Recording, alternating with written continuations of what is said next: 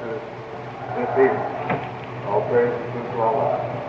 In the name of Allah, the Beneficent, the Merciful, to whom all praise is due, the Lord of all the world, whom we forever thank for giving us as our leader and our teacher, the one who's here in America today in the person of the most honorable and humble Elijah Muhammad. We're ringing here a little bit. I guess everything will be all right in a minute.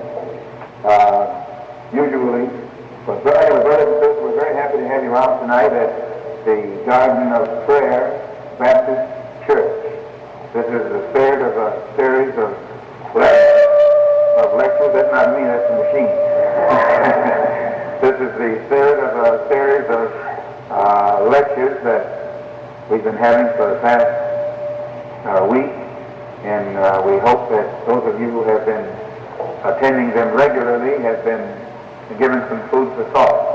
I would like to point out that after tonight, we will be tomorrow night back at Muhammad's Mosque at 56th and Broadway, actually 5606 South Broadway, and also on Sunday, Minister John Shabazz, the local minister of the local mosque, is in Chicago, has been in Chicago this week, helping to turn out the next issue of our paper, and he will be back with us Sunday also. He and I both will be at the meeting Sunday, and we hope that after tonight, those of you will come back again to the mosque on Friday, and also on Sunday.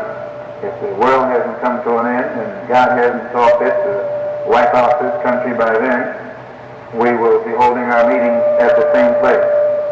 And you should not be shocked at when someone says, if the world hasn't come to an end yet, because actually the white man today, every time he goes to bed at night, he has doubts that he'll see the next morning. And when he wakes up in the morning, he has doubts that he'll see that night. And the reason for this is, as we're taught by the Honorable Elijah Muhammad, everything he puts his hand on today goes wrong. No matter what he does today, it goes wrong. There was a time when they did things almost to perfection. Other people of the earth thought that the white man was God, practically, because everything he touched prospered. They didn't understand why. They just thought it was because he was God, or he was so almighty, or so good, or so great, or so wise. But today, the black man here, who has been taught by the Honorable Elijah Muhammad, is beginning to study closely the actions of the white man and the results that he gets when he puts forth effort today. Today, he doesn't get the same effort anymore. Rather, he doesn't get the same result anymore. Every reaction, every result that stems from some kind of act on the part, especially of the American white man, doesn't meet with the same end that it formerly meant. And this is because, as many of you know, we're living in a new day. We're living at a new time. And where things were good for him yesterday and bad for you and me, things look pretty bad for him today and pretty good for you and me. I like that. And I say all praise is due to Allah. There was a time when the so-called Negro here in America could never be happy unless the master was happy. He could never be happy, really happy, unless the white man was happy. He never felt safe unless the white man said everything is all right. He never felt at peace until he heard the white man say, well, it looks like peaceful days ahead. There was a time when you and I were like that. You're a bit ashamed to admit it, but you have to agree.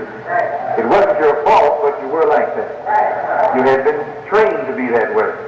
But today we're living at a new time. We're living in a different era. We're living in a new day. And when you recognize the change of time that has taken place in your and my generation, then you will begin to see what you really have to be thankful for. You don't have to be thankful because the Pilgrims landed on Plymouth Rock.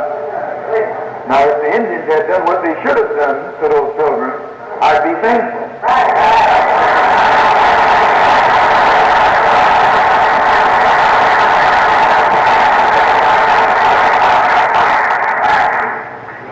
If the Indians had it to do all over again, I think that they would have done to the Pilgrims what what the Pilgrims did to the Turks. And this still would be a country of peace and harmony and beauty as it was when the Pilgrims landed. When the Pilgrims landed in this country was peaceful country. It was a rich country. The people who lived here lived in brotherhood. They lived in unity. And they lived a long time. But they allowed that pilgrim to land. They allowed that man to get off the boat from Europe. And everyone who accepted him lived to regret it. And all over the world, wherever that same pilgrim went, everyone who accepted him lived to regret it. He went to Alaska and pushed the Eskimos out. He went out into the Pacific and pushed those people out. He went into Australia and pushed those people out. Wherever he has gone, he has pushed the original owners out of their own home, taken that country over, exploited it of its wealth, and become rich and powerful and in a position to dictate to all the other people of the earth. But today, we're living in a new day. Yesterday, the white man had something to be thankful for on this day. But you and I didn't. Today, the white man don't have too much to be thankful for. If you get Kennedy on the phone right now and say, Jack, what you thankful for? He'll start singing that old song, Hit the Road, Jack.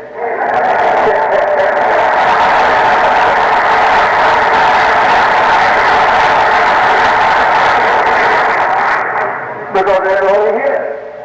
In South America, what do you think they're saying to Kennedy? It's the road, Jack. In the Congo, in Angola, in South Vietnam, in Laos, everywhere this man looks today, people are telling him to get out. Unless you got some more money.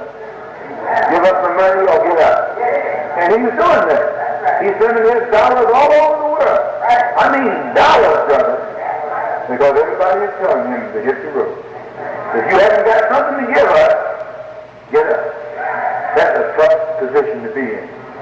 Because you haven't got so much money. And when your money runs out, what you going to do then? Do you understand that? You say, now, what have we to be thankful for? Before you can tell what you have to be thankful for, you have to know who you are. Back in the 1850s, on the slave plantation, they had Thanksgiving Day, didn't they? Sure they did. They were celebrating Thanksgiving before Civil War. Before Civil War days, on the 26th of November, or whatever day it fell on, I think it was on one of those Thursdays, and the master would have a big Thanksgiving feast. He was thankful. Thankful that he had a whole lot of slaves. He was thankful that they worked real hard. He was thankful that he had a whip to lash their back with. I'm telling you what the man was thankful for. And what were you thankful for? Thankful because you were a good cotton picker and couldn't pick cotton for yourself. You were picking cotton for boss. Some of you all used to brag about how much cotton you could pick in one day. But for yourself, no. For your man. Something to think about. When you come up and start talking about Thanksgiving Day, everyone can't give the same thing for the same thing. If the white man is celebrating or thanking his God for this country, how did he get it? If the Indians celebrate Thanksgiving, are they going to thank God for the same thing the white man is thanking God for? No, you have to stop and look at it. Don't look at it through his eyes, look at it through your eyes. Don't be thankful because he's thankful. First examine, should you be thankful? The crocodiles in Guinea, where Rockefeller's son is missing, they're thankful.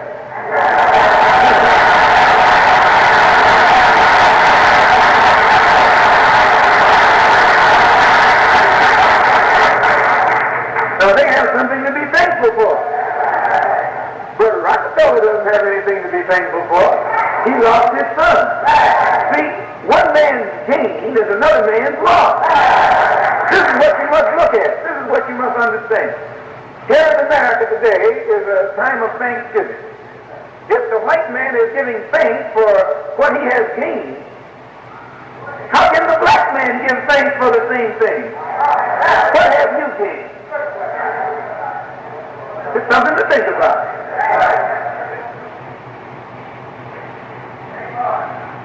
If someone were to ask me, what should the black man today have to be thankful for, I would want to know, well, what era are we in? Where are we on the road of life? Where are we in this journey? Are we at the beginning? Or are we at the end? If we're at the beginning of the journey, I don't know if I should be happy. But I might catch so much hell in between here and the time I get where I'm supposed to go. But if I'm at the end of my journey, and I'm now about to reap or get my reward, then I say, I got something to be thankful for. But if I'm standing next to my enemy, and I see my enemy is thankful and happy, my common sense tells me that I just shouldn't be so thankful and happy. He can't be happy without making me sad. And I can't be happy without making him sad. Do you understand? Let's look at it. Because we want to know, should the Negro be thankful? And if so, for what? And if he shouldn't be thankful, if not, why? The people in Noah's day who followed Noah had something to be thankful for. But those who didn't listen to Noah, they didn't have anything to be thankful for. The people who listened to Lot, who recognized the fact that Lot was a man of God and was telling them the truth, fire was coming, they had something to be thankful for because they escaped from that fire. But those that thought Lot was a fool, they didn't have anything to be thankful for. The people of Moses in the land of bondage, who listened to Moses, and therefore were led through the Red Sea into safety, security, and salvation. They had something to be thankful for. But those who didn't listen to Moses, who thought more of their slave masters than they did of Moses, who had more confidence in their slave master Pharaoh's army than they did in Moses' God, they didn't have anything to be thankful for either. They could have had something had they gone the opposite way of the slave master. But they thought more of the slave master than they did of Moses' God. That's something to think about.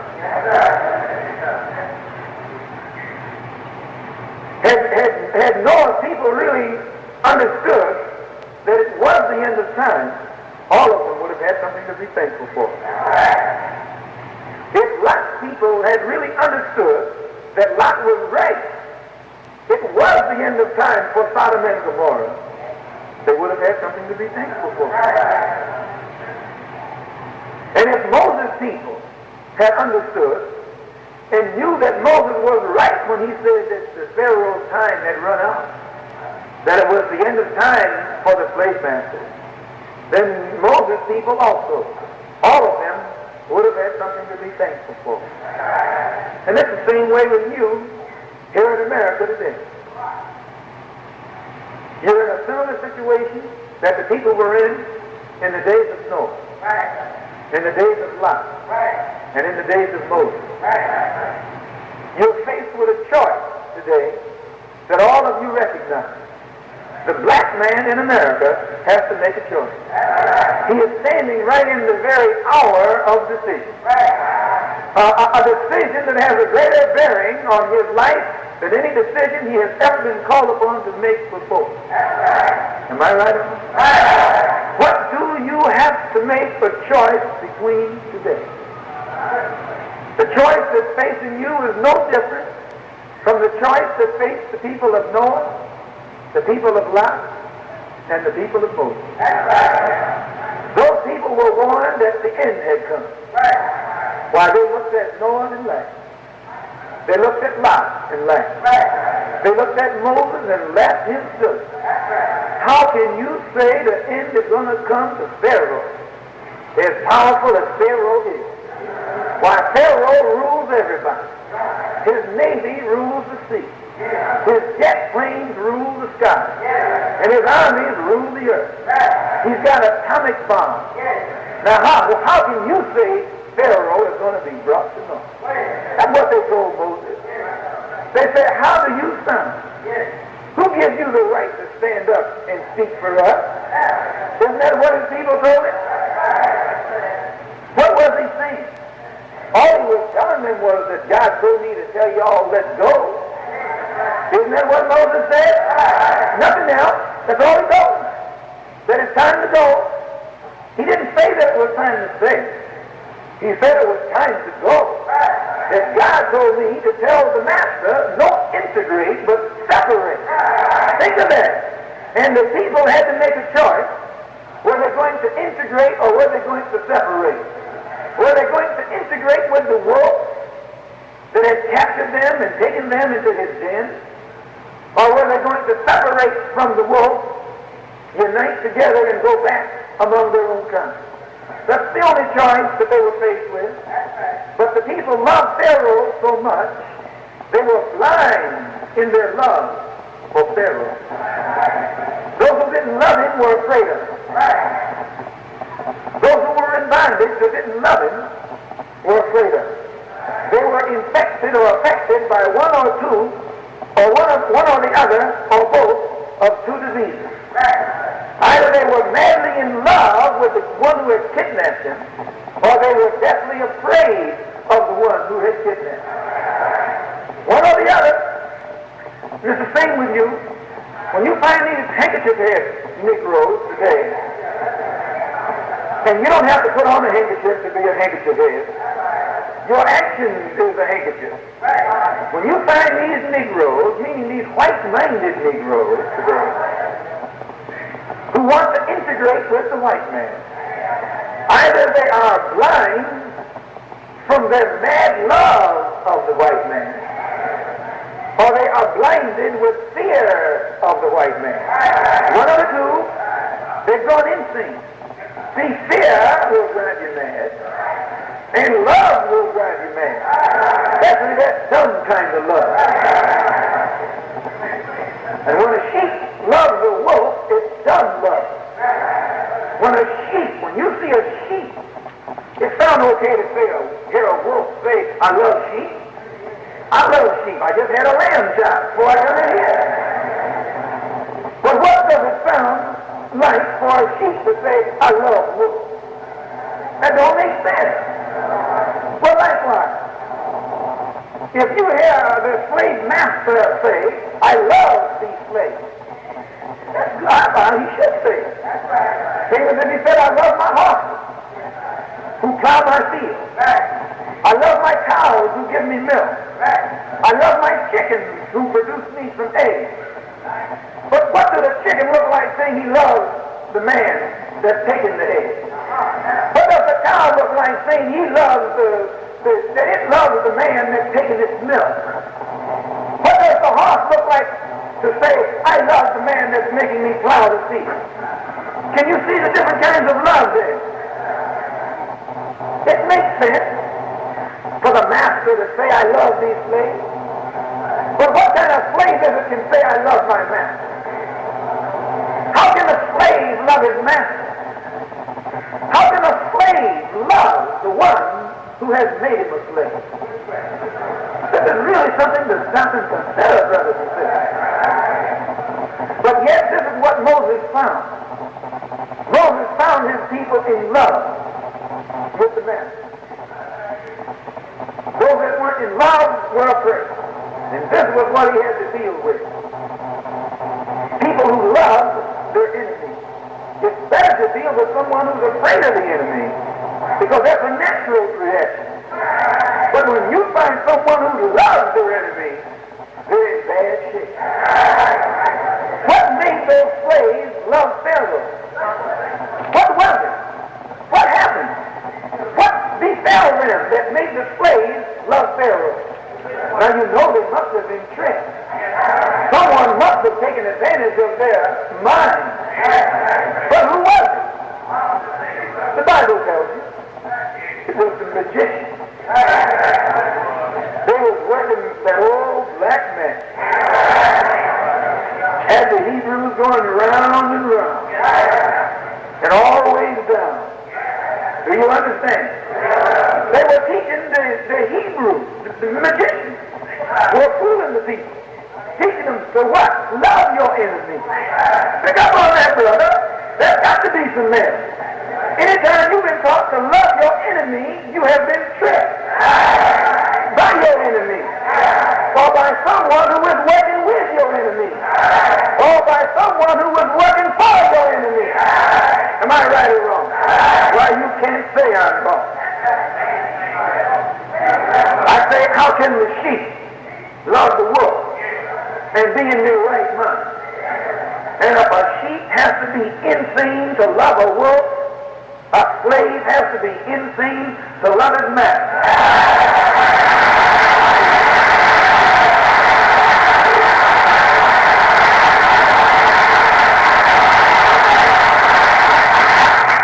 All praises due to Allah. Let's understand. Well, then, how do you drive a man insane? How do you make a man go mad?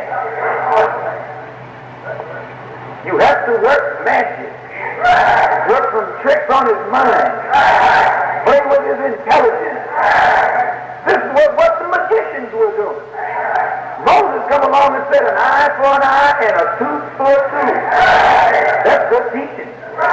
Don't you know when a man is knocking you in your head, you need to be taught how to defend yourself. You don't need to be taught how to take a head whipping.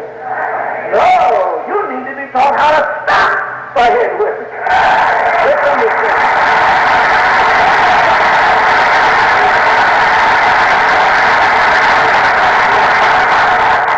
But somebody was working for Pharaoh. Somebody was working with old Pharaoh. Somebody pulled some tricks that made the slaves helpless, made them defenseless, made them so they couldn't stand on their own two feet. What did the magician do? He taught them, suffer peacefully, love your enemies, pray for those who use you despitefully. If I grab your one coat, run after me and give me your other coat. That's old black magic, brother. Do you understand?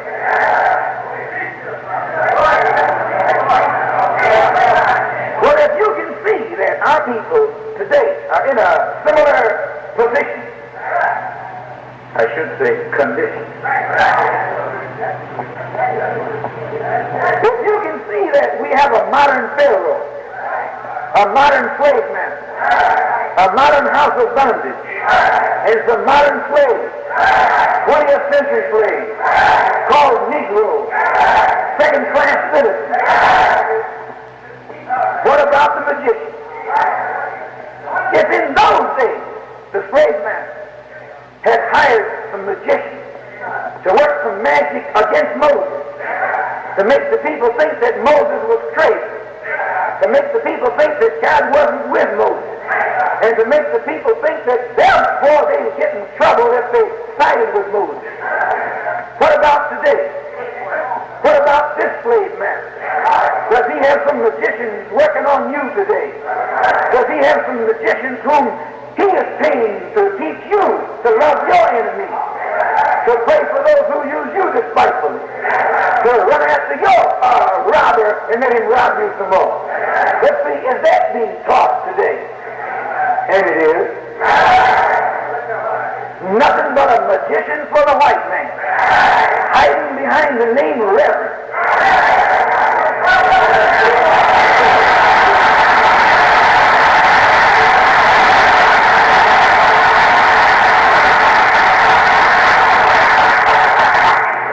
All praise is due to Allah. 20 million black people. 20 million black people. 9,000 miles from home. Don't know where they are. Don't know who they are. And don't know what they are. Don't even now know how they got here. Think they came on the Mayflower.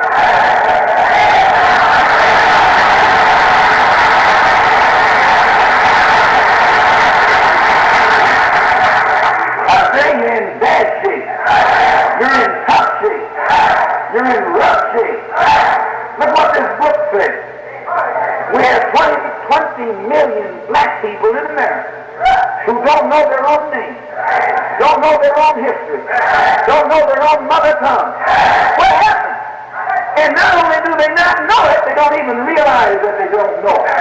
They don't think they ever had one. Why, if you find an Eskimo, he can talk some Eskimo talk. Everything on earth got a language, every room. A cat can say meow, and a dog can bark. But what can the American Negro do?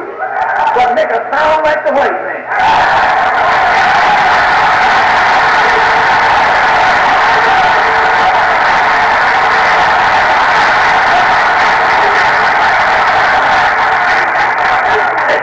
All praise is due to Allah. We are in the same condition that the people were in Moses' day. We have gone astray. We have gotten lost. We have fallen into the clutches of a wolf. Where was our shepherd? When the sheep go astray, it's not the fault of the sheep. It's the fault of the shepherd. The shepherd should look out for the sheep. Why? The wolf should never get to the sheep. The shepherd is a watchman.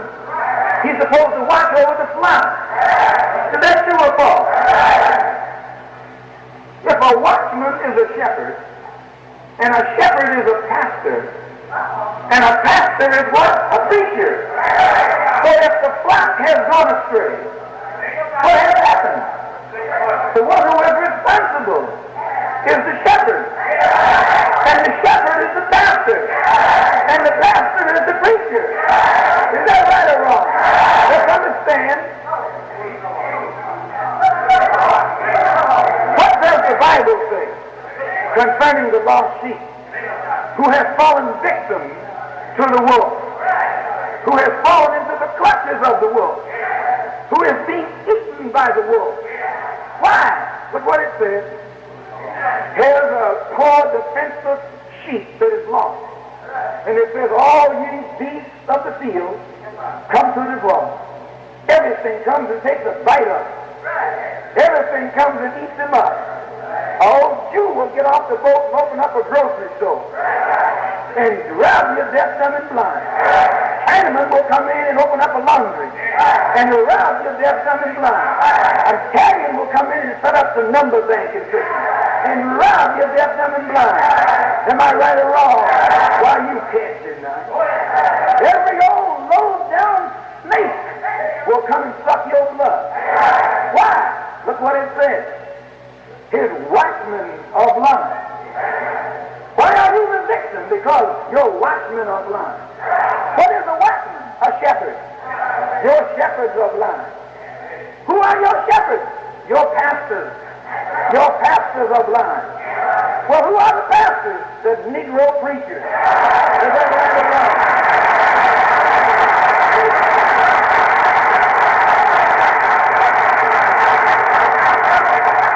Let's understand, all praise is due to Allah. This is the Bible. This is the book you say you believe in. Let me read you a couple sentences here and see how much you believe in. His preachers are blind. Talking about the Negro preachers. Look what it says. They are all ignorant. And that's right. They are all ignorant. Look what it says. They are all dumb dogs. That DD don't stand for Doctor of Divinity. Isaiah says stand for dumb dog.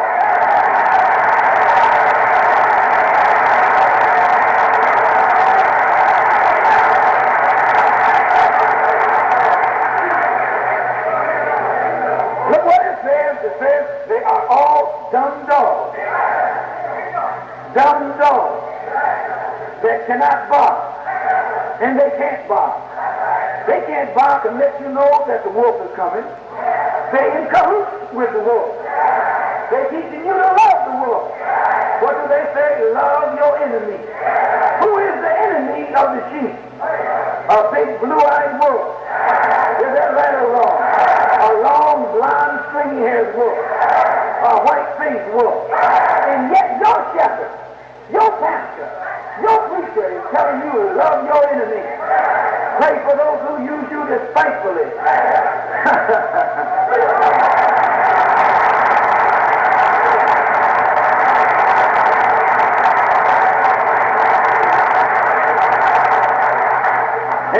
wonder why you're catching hell. While you are following a man that's in cahoots with hell.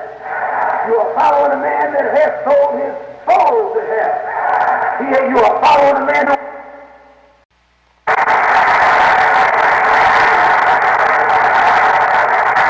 And you wonder why you're catching hell.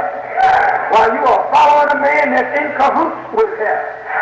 You are following a man that has sold his soul to hell. You are following a man who has been sent to preach by the ruler of hell. Look what it says. They are all dumb dogs that cannot bark. Sleeping, lying down, loving to slumber. Isn't that true? You watch him. If he's not preaching, he's sleeping. And if he's not preaching or sleeping, he's eating. Is that right or wrong? Am I right? Look what the Bible says. Yeah, they are greedy dogs. You know, this Bible sure know what it's talking about.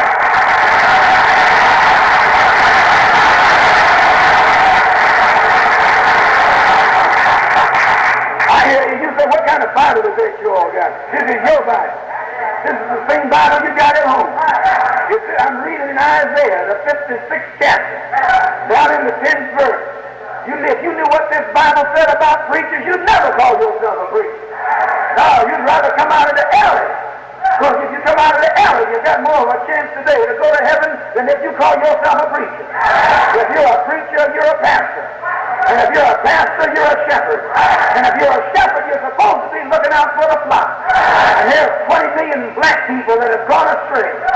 20 million black people that are in the clutches of a white wolf. And you got nerve enough to stand up and call yourself their God. It's because you don't know. Look what it says. Yeah, they are greedy dogs, which can never have enough. And they can't get enough. They are shepherds that can't understand. And they can't understand. They all look to their own way. Everyone for his own gain. And this is true. When you hear him hollering, it's because he's being attacked. You can be attacked all night long. You can attack every black man, woman, and child in the neighborhood, and Reverend won't say a thing. He says to love everybody. Pray for those who use y'all despitefully. Isn't that what he said? I know what he said. Because my father was a preacher. I grew up in the house with preachers. I know what they say. I know what they do. I know what they eat. And I know how they sleep. Yes, the Bible says they love to slumber. And they are dumb dogs that can never get enough. And as long as you follow them, you'll be in the den of a wolf. You'll be in the clutches of a wolf. Because it wasn't God that sent them, it was the wolf that sent them.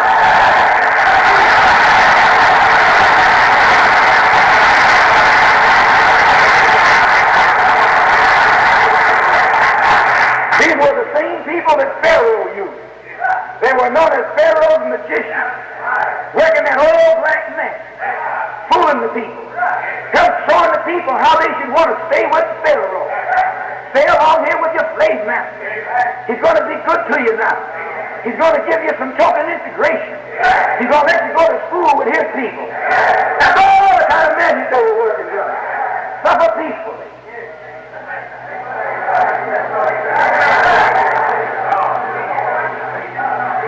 You say, well, that's just Isaiah talking.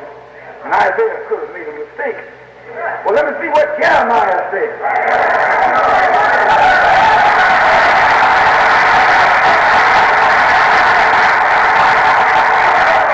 In the 23rd chapter of Jeremiah, woe be unto the pastor.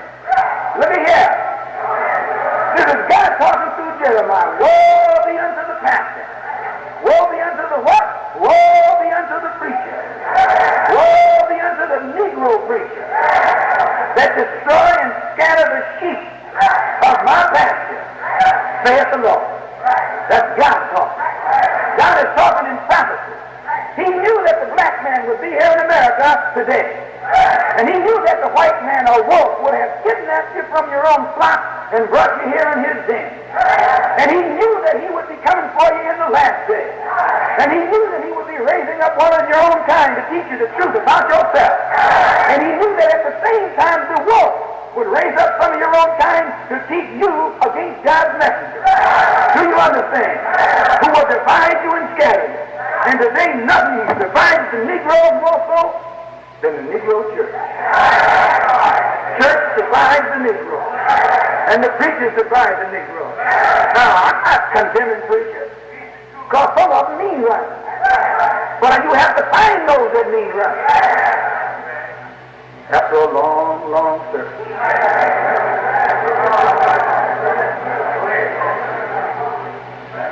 This is Jeremiah. Let me see. Well, you say, well, Jeremiah and Isaiah both could have made a mistake. So let's see what Ezekiel says.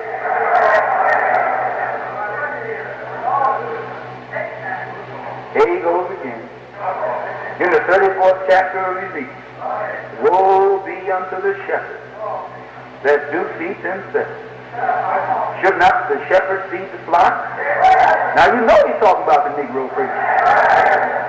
Woe be unto that pastor who rides in the longest car in the neighborhood while you were riding on the bus.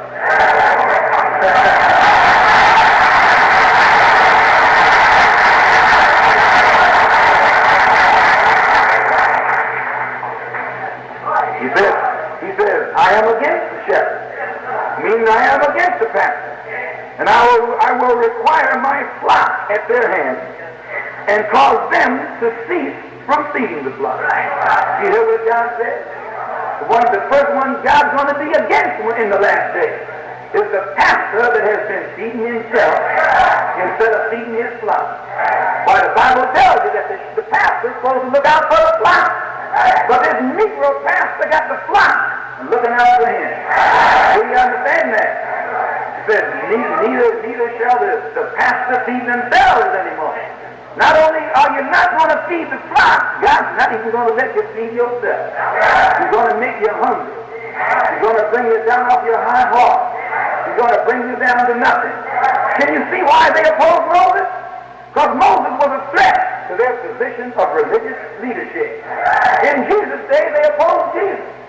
It was the priest that opposed Jesus. What is a priest? Nothing but a preacher.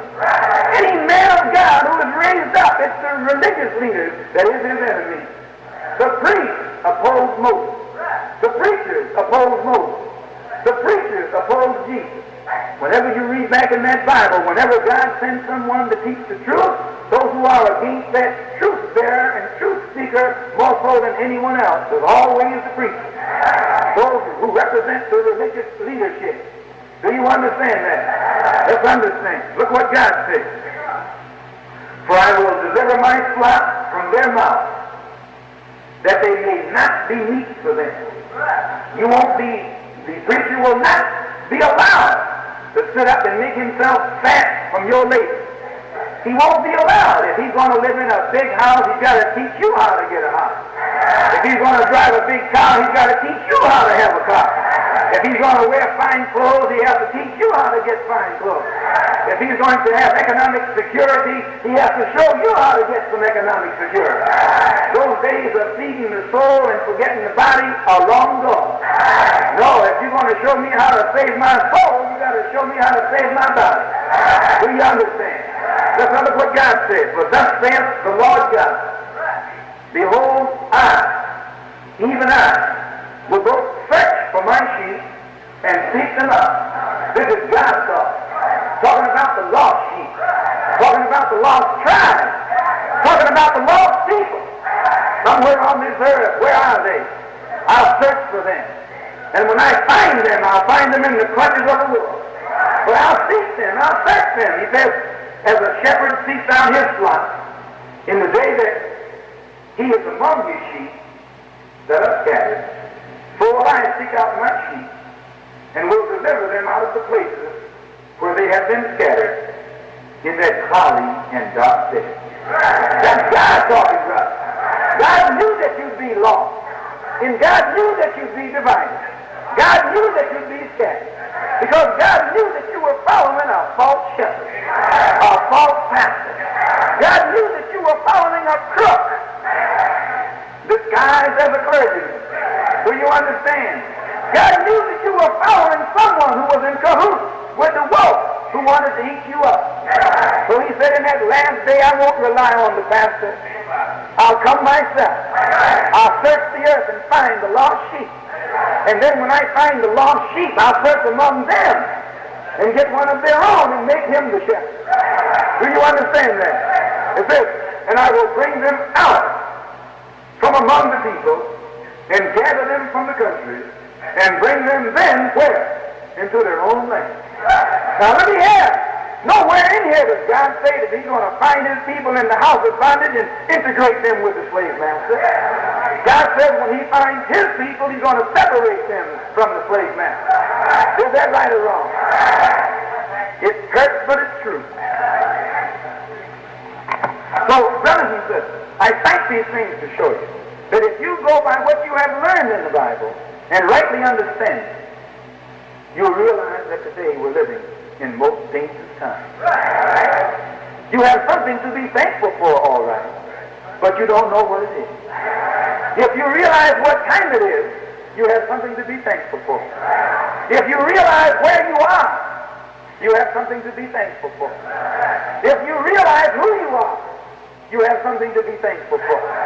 And if you realize who your enemy is, you have something to be thankful for. If you know who your God is, you have something to be thankful for. If you are serving your God, you have something to be thankful for. But if you're serving someone else's God, you don't have anything to be thankful for. Is the God that you serve your God or your master's God? You've never stopped to consider this. Is the God that you serve, the God that you believe in, the God that you have in your mind and in your heart, is he the God of your people or is he the God of your enemy? Have you ever stopped to consider this? I hear you say, oh no, God is God. Well, if Pharaoh calls on God and the slaves call on God, whose prayer will God hear? The slave or the slave master? You've got to have a different God. You can't have the same God. The sheep and the wolf can't have the same God. The mouse and the cat can't have the same God. They got to have different gods. The cat is saying, Lord, help me get it. And the mouse is saying, Lord, help me get away.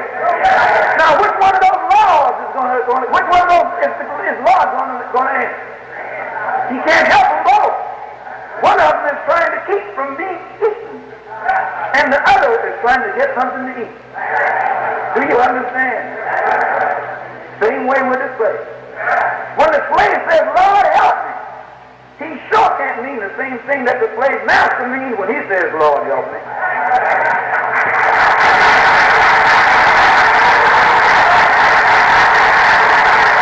You've been taking all the credit for your wealth and your power upon yourself. So now your time is up. You've been weighed in the balances and been found lacking. Where goodness is concerned, you're short. Where freedom is concerned for my people, you've been short. Where justice is concerned for my people, you fall short. Where equality is concerned for my people, you fall short.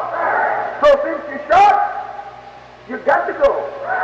Your kingdom is divided, and it can't stand. Do you hear me, brother? All of this means North America, the United States, the house of bondage, the modern Babylon, the modern Egypt, the modern Sodom and Gomorrah. This is it. And this is the day that God promised them when he would judge that nation who had served our people.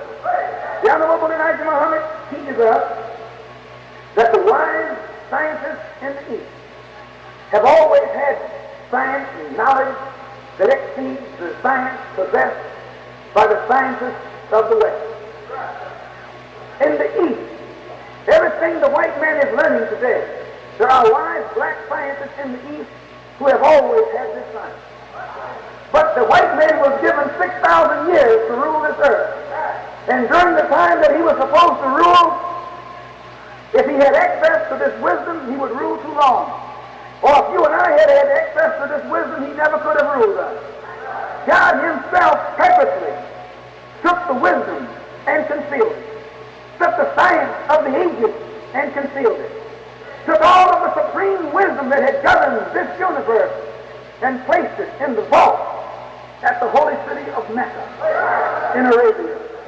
It's a forbidden land forbidden to the white man, forbidden to the infidel, forbidden to the non-believer.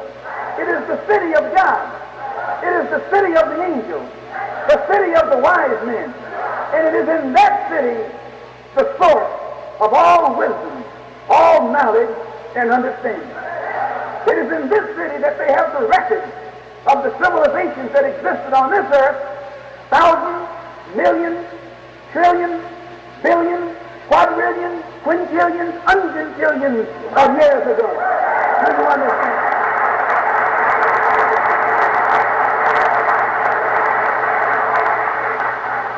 Man has always been. The black man has always been. The black man is the first and the last. The black man is the Alpha and the Omega. The black man is the beginning and the end. Do you understand what I'm saying? And the civilization of the black man has always existed. You have always had civilizations and worlds and cultures on this earth, all the way back into time. But they have been destroyed, hidden, covered, concealed, wiped out. Why? To give the white man a chance to rule for 6,000 years. But the wisdom that we had then, the science that we had then, has never been lost. It has only been stored away. And it would not be brought back out until God himself gets ready to destroy the white race or destroy the devil. And it's being brought back today because it's time. And the white man knows this. The Honorable Elijah Muhammad teaches us that the scientists of Mecca provided the plan for a plane, a secular plane, a secular ship that's not like any other ship, that's not like any other plane. But it took 22 years to build it. It was built in the east. It was built by plans from Mecca. It cost $150 million in gold to build. On this ship there are 1,500 little ships with bombs in them. This ship was built to destroy the world. It was built by the wise men in the east to destroy this world. Noah, the world didn't be destroyed in Noah's day mysteriously. It was destroyed scientifically. Sodom and Gomorrah was destroyed scientifically. God is a scientist. God is a master scientist. God is the scientist of scientists. Do you understand?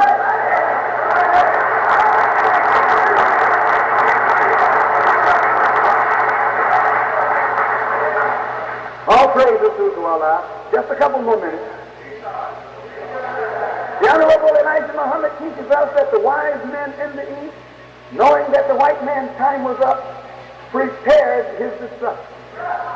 Knowing that this world had reached its end, they prepared the weapon that all of the prophets had predicted would be on scene in the last days to destroy the white man. See, the devil was bad. The devil boasted how bad he was. The devil wanted to be God so bad. And back in those days, there was no heaven in the sky. Heaven was on earth. Everyone bowed and gave praise to one God. Everyone worshiped God. But the devil was jealous. He wanted some of that worship for himself, some of that attention for himself. So he told the people there, looking there, if anything God can do, I can do. I can make a better world than that. He boasted that he could do these things. So when God found the devil lying and carrying on, he could have raised his hand and destroyed him. But the devil had planted a seed. The devil had told the people, anything God can do, I can do better. So if God had wiped them out then, the people always would have wondered, if that old devil had lived, I wonder could he have done so and so. See, God was wise, brothers and sisters. So God said, yeah, let him live.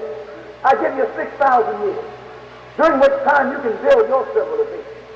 And the devil said, well, how do I know you won't destroy me before my time is up? Here, take the choice of my flock. Take my people. Take my chosen ones. The ones whom I love the most. The princes and the queens. Take them with you in your house. And I can't touch you.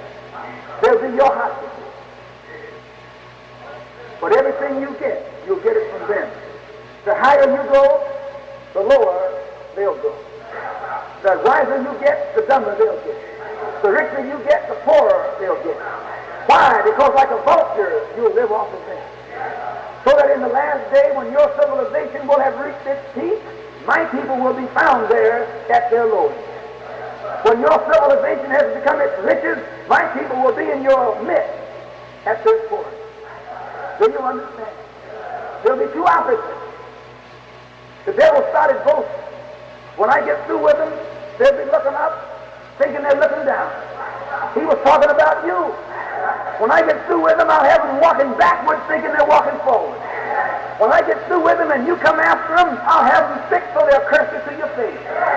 This is the devil's boast, brother. He said he was going to curse you and use you against God. God said, take them with you. Take them with you.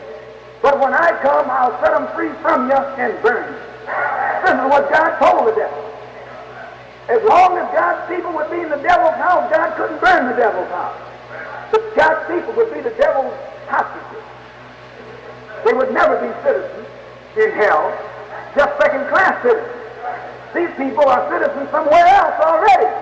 You can't be citizens in true government. You are a citizen of heaven. You are second-class citizens in hell. The white man knows that. That's why he never made you a citizen. God didn't give him the power to make you a citizen.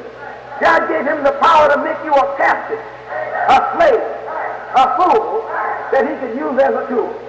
Do you understand? And now God is answering. God got the ship in the sky. A wheel-like ship. A half a mile by a half a mile. A half a mile by a half a mile. It has 1,500 bombing planes on it. It's called the mother plane. It's called the mother ship. A big ship with 1,500 little ships. A big wheel with 1,500 little wheels. Why, I have seen copies that the white man has made of it. Model copies. He knows that it says. But he makes a joke of it to fool you. Flying saucers, he calls it. That's a subterfuge. The white man is a master of deceit. The Honorable Elijah Muhammad has taught us that in each one of these planes there are 3 bombs. Each bomb weighs 1 ton, 2,000 pounds. And at the end of each bomb is a steel drill. So that when the bomb strikes the earth, the motor starts this drill, and if the bomb drills its way into the center of the earth for 1 mile before it explodes. And when it explodes, it destroys everything for 50 square miles. It makes a mountain go up a mile high and destroys everything for 50 square miles. One of them on Los Angeles, no Los Angeles. Angeles would be lost, brother. Do you understand?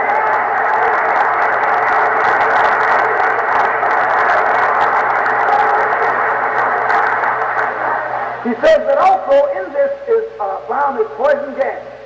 And what the explosion doesn't kill, the gas kills. This was made specifically to destroy America. You get hints of it all through the Bible. Throughout the Bible, they're talking about that fiery chariot that's supposed to come in the last day. Do you understand? And the book even says that Elijah went to heaven in a fiery chariot in the last day. Let's understand. The Honorable Elijah Muhammad says that God has taught him that in the last days, 3 planes will come from the mother plane. The first one will fly over, dropping pamphlets. And those pamphlets will have a warning on it that we are the people who have come to destroy the world. The old world is going out, new world is going in. Get onto your own country. That will be the message. And then all those that are integrated will disintegrate.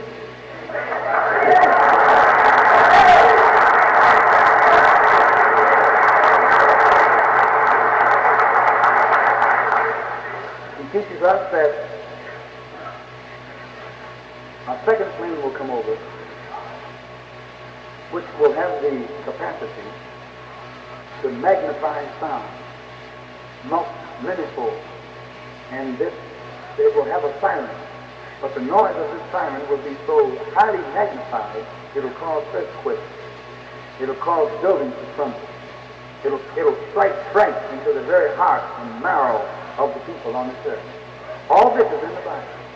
He said, when the trumpet sounds, the dead in Christ will rise. But nothing spooky, nothing mysterious. God is real. God is a scientist. God does everything scientific. Do you understand? And he teaches us that then the mother plant itself will turn loose its wheels, ships, saucers, as you wish. These men, he says, that are on this plane have been trained from the age of 6 years old up. They can fly blindfolded and hit any target in America. They can fly blindfolded and hit any target in America. America has no weapon that can touch them. They have no plane that can even keep up with them. Some of you, all you think we're crazy. All you got to do is get around the white man. I'm going to tell you in a minute how to find it out for yourself. But I know it's for you hard. You like those people. You like Noah's people. He teaches us that after these bombs are dropped all over America, America will be destroyed, no doubt about it. The all-wise one himself will come in a plane. He has mastered the science of atom trapping. He knows how to set the air that you breathe on fire by cutting a shortage in gravity. The black man has always had this knowledge, brother. It's been kept a secret during the past 6,000 years. It's not new knowledge, it's old knowledge. But it has been kept a secret in the East. They sat and waited patiently to give the devil 6,000 years. Keep their word. They said, we'll give you 6,000 years to rule. But at the end of 6,000 years, we'll burn you. We'll set your world on fire. So the Honorable Elijah Muhammad teaches us that they have the chemical means by which they can stop fire from spreading. And he says that the all-wise one will cut a shortage in the atmosphere over 12 miles high in the sky and start it to burn. He teaches us there are 12 layers of atmosphere upward. And he will start the top layer burning. And it will come down layer by layer. And if anyone here alive and they look up, it would look like they're encased in a ceiling of fire as it comes down. He teaches us that it will burn here for 310 years or 390 years, and it'll take 610 years to cool off. Do you understand? It'll burn for 12 miles high, but it will not burn beyond the borders of America. They can control it. This is why the Bible says, behold, the day cometh that shall burn how? As an oven. That shall burn as an oven. Behold, the day cometh when America shall burn as an oven, and all the proud and those that do wickedly shall be so. And it says that that old dragon, or that beast, will be cast into the lake of fire. That's here. And it says the false prophet, meaning the preacher who has been preaching to you wrong, will go right on in the fire with the devil.